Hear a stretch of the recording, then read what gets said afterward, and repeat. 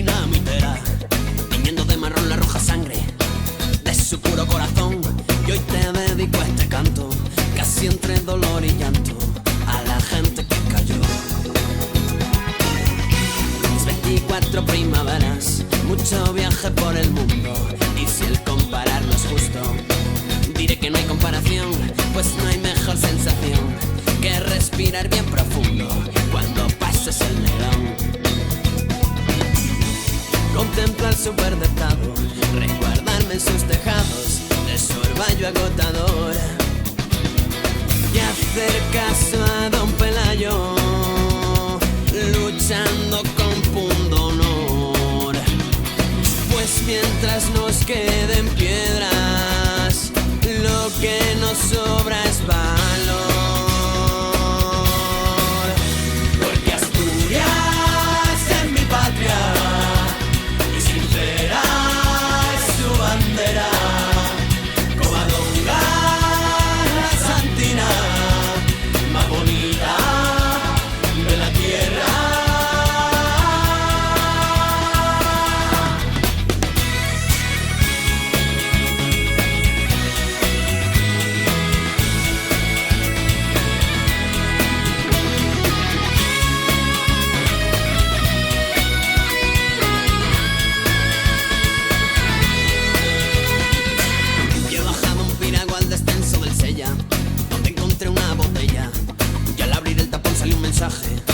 Escrito en negro carbón en el mapa de un tesoro.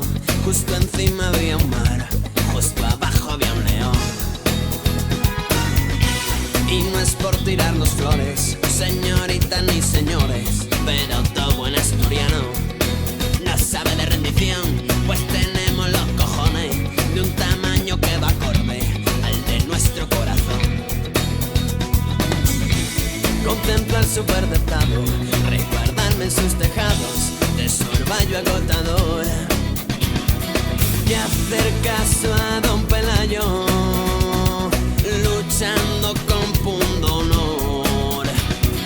Pues mientras nos queden piedras, lo que nos sobra es valor.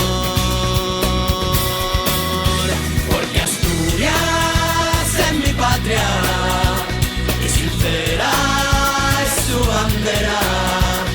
Covadonga, la santina, en mi piel yo tatué. Porque Asturias es mi patria, y sincera es su bandera. Covadonga, la santina más bonita.